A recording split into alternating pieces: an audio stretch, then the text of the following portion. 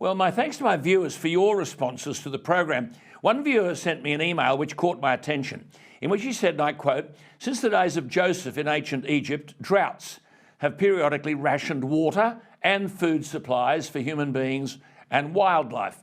Sensible people store water, but it's about 40 years since Australia built a big dam. Young Aussie engineers, a play on words here, he said, have no dam experience. Foolish children and green politicians," writes my viewer, "think that floods are caused by carbon dioxide. But farmers know that it's La Nina that brings flooding rains to eastern Australia. As he correctly says, quote, right now La Nina floodwater is pouring down rivers like the Herbert, Burdekin, Pioneer, Fitzroy, Dawson, Mary, Maroochy, Condamine, Bremer, Brisbane, Richmond, Clarence, Macleay, Goulburn, Snowy and the mighty Murray-Darling.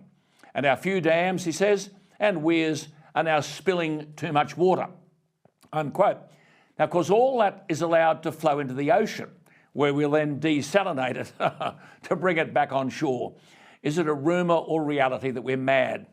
My viewer continues, and I quote, "Climate cycles will change, and El Nino droughts, like the Federation drought and the Millennium drought, will come again.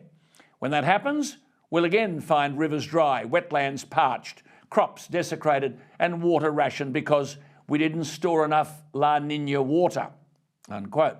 Well, another of my viewers made reference to the Burdekin Falls Dam, completed in 1987 at a cost of $125 million. Why didn't we build more dams then at that price?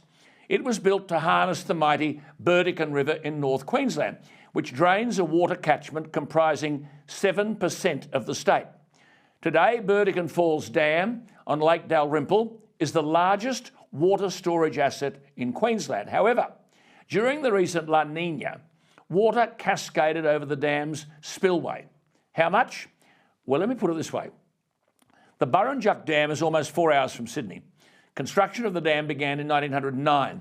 The Burrinjuck Dam holds over 1 million megalitres of water, twice as much as Sydney Harbour, and it covers an area greater than 8,000 football fields. Okay, back to the Burdekin Falls Dam in North Queensland. How much water cascaded over the dam's spillway recently? Remember Burrinjuck Dam? Twice the capacity of Sydney Harbour. Well, the water cascading over the spillway of Burdekin Dam is sufficient to fill the Burrinjuck Dam from empty every 2 days. As Ron wrote to me with the certain truth, the roar of this cascading water is the roar of waste. We can avoid this flooding, he wrote. We can store this water for later use. We can use it to produce cheap, clean power and vastly increase productivity over the Burdekin Basin. With vision and planning, he wrote, we can use it to drought-proof much of central and western Queensland. But the further point was this: expenditure on water conservation and hydropower returns both direct and indirect income to government for the foreseeable future.